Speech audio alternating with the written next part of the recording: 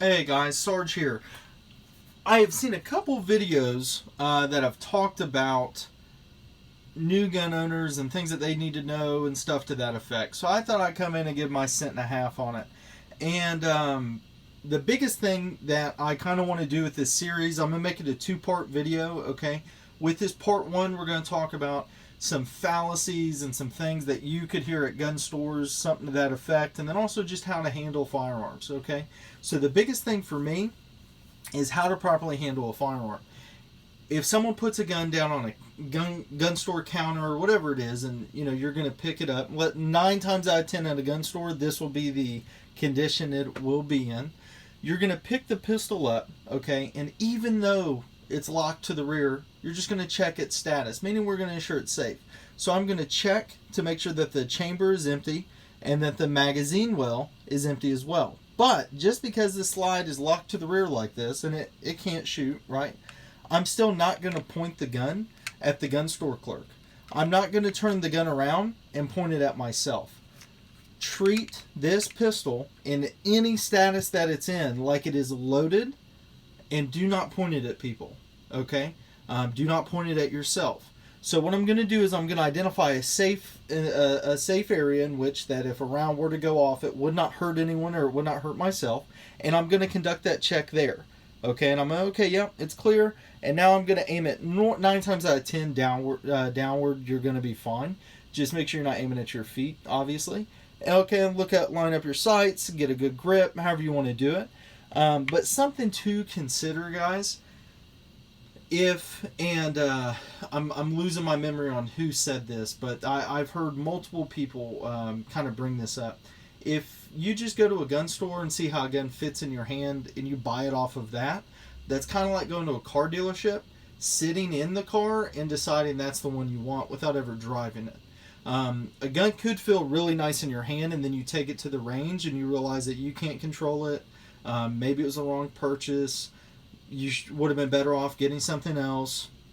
So I recommend, if you're looking at purchasing a gun, go to a range, go to a rental counter, rent the pistol, and shoot it there first if you can, okay? And a lot of the pistols that are out on the market, they have them at the rental counter. Go and shoot it. What's it hurting? That way you get an actual report of what works and what doesn't work and what feels best for you. Because just because you go and buy a pistol and then you go take a training class, you could have made the wrong purchase, and now that training class is not an enjoyable experience, okay? Especially if you were a guy or gal that went out and bought a 357 Magnum or a 44 Magnum because you were listening to somebody give you this knowledge, and when they only shoot about 50 rounds a year, and you're listening to them, and when they shoot their guns, it looks like a shotgun went off instead of a pistol. Okay, so those are things to think about. The biggest thing with that is, whenever you purchase this pistol, I highly recommend you go and take a training course. And the training course is not a license to carry course. Okay, a license to carry course is only there to give you a license. Same thing as a driving course to give you a driver's license. But the difference is when you get your driver's license, you then drive every single day after that. Normally, right? As an adult, you drive all the time. Well, after you get your license to carry course, how often do you use your pistol? Okay, something to think about. 9 times out of 10, actually I'll take that back. 9.5 times out of 10, individuals that teach license to carry courses only teach license to carry courses because they cannot develop their own curriculum. And that is something to think about. Okay, go to places where the instructors develop their own curriculum due to experience and knowledge and taking courses and seeing what works and what doesn't work. Shooting 50 rounds for a qualification is not a training course, and that does nothing for you or your firearm. So go and seek out competent training. So I set the pistol back down. Let's say now he hands me a revolver, right? All revolvers, they're going to have a cylinder release latch here. All you're going to do is move it whichever way it moves. Some of them go forward, some of them go rearward. Get the ejection rod, push it as far as the ejection rod will go, and then visually inspect and ensure that there are no bullets or casings inside of the cylinder. Close it up, point it in a safe direction, get a good feel for it, whatever you want to do, okay? Now let's say we're at a buddy's house, and our buddy's a gun guy, and he's telling you all the guns to get and whatever else. He hands you a gun, right? Just because your buddy tells you it's unloaded does not mean it's unloaded. And if he hands you a semi-automatic pistol, there's going to be a little button here called a magazine release. What you're going to do is press it. A magazine will fall out because your buddy did not do that probably before he handed it to you. The second thing you're going to do, there are serrations on both sides of the slide right here. You're going to grab onto those and pull backwards as far as that slide will go, and you're going to visually inspect and ensure that there's nothing in the chamber, nothing in the magazine well. Once you've done that, and now you know the status of the pistol you got ownership for, right? Because he handed it to you, so now you have ownership. We are going to do whatever you want to do in a safe direction. We're not going to point the gun at ourselves, and we're not going to point the gun at other individuals. Okay? So now that the basic firearms handling is out of the way, one thing I do want to talk about is when I bought my pistols, and I've heard about it from others, people will tell you, you have to get night sights. You have to get night sights. You have to get night sights. And then that kind of sends you down a rabbit hole. Because there are so many options out there, and some new people are just like, what does that even mean? What are night sights?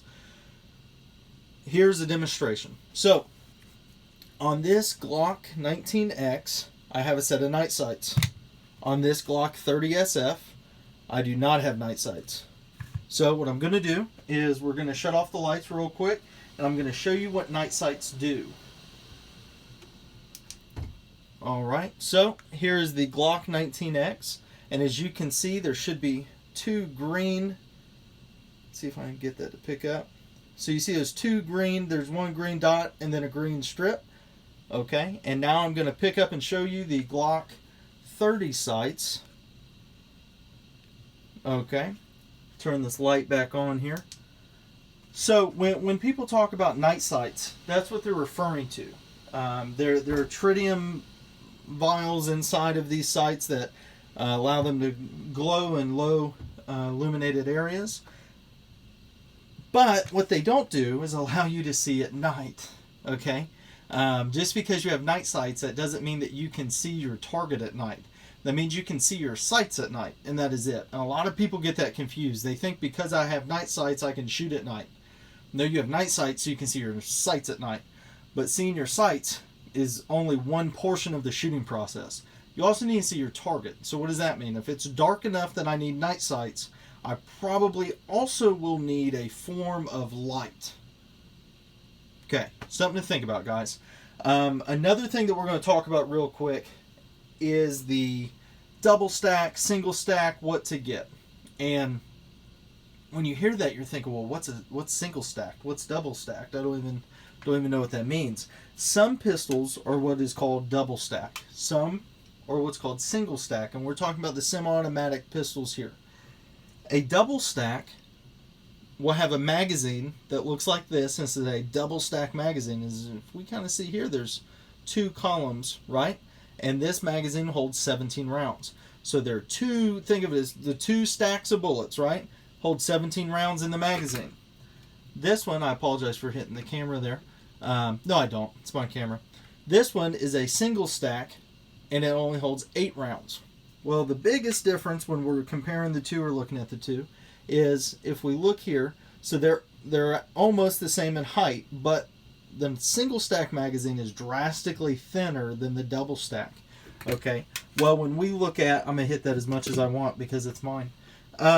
When we look at the pistols for them, okay, and we'll take a look here, is a single stack pistol. So right here we have a single stack pistol being the 1911, and we have a double stack pistol being the Beretta 92x. Those grips look almost identical, right? So what's the trade-off then? So what if they're almost the same size, why would I carry a single stack over a double stack and get less bullets?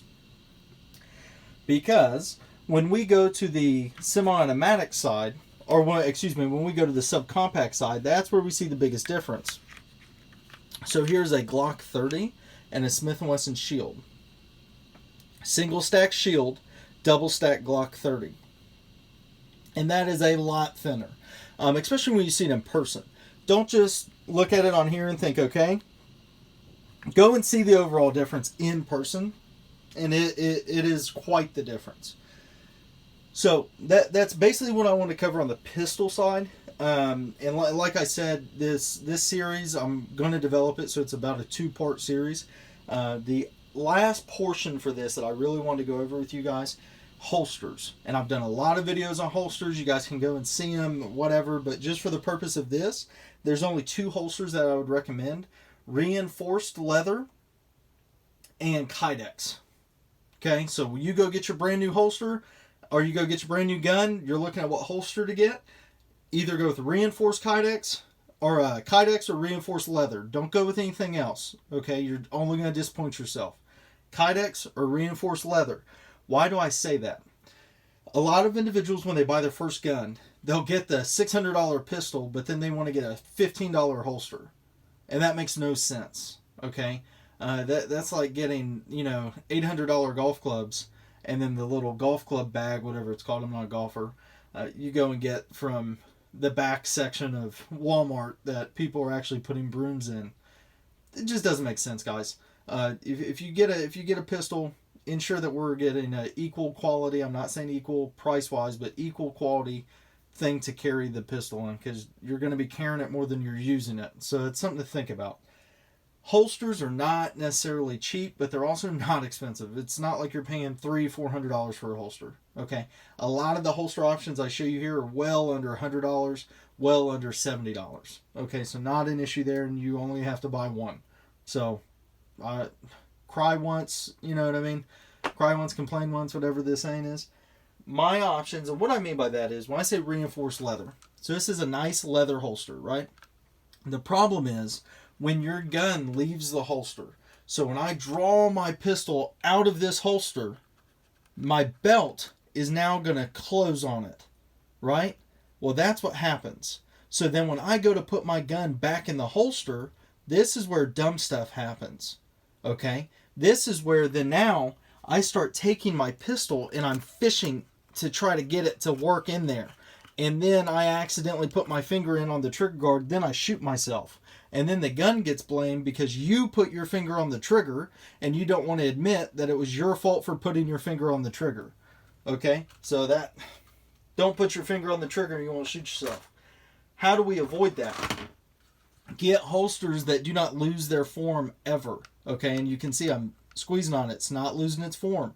So when I draw the pistol out of this, when I go to reholster, I don't have to fight anything because it's kept its form the entire time. Same thing with reinforced leather. I've beaten this holster up. It is reinforced. It has a little bit of movement, but not where it matters. Okay? So I can very quickly get my pistol back in this holster with no problems. So when it comes to holsters, guys, reinforced leather or Kydex, those are my 2 choices. That's all I have for this series of it, or for this segment of it. Chapter 2, we're going to discuss a couple other things that I think is pretty important and maybe you guys will find confusing. I'm going to release that one here in a couple days. Let me know what you guys think about this. Let me know what you guys would like to see out of this series. What questions do you guys have? I'm going off of some of the questions I've received in the past, but let me know what other questions you have, and I'll definitely have it featured on here as well. As always, guys, stay tuned for more. Make sure you give it a thumbs up. Even if you didn't like it, give me a thumbs up because it's a great thing to do. And as always, stay tuned. Sarge out.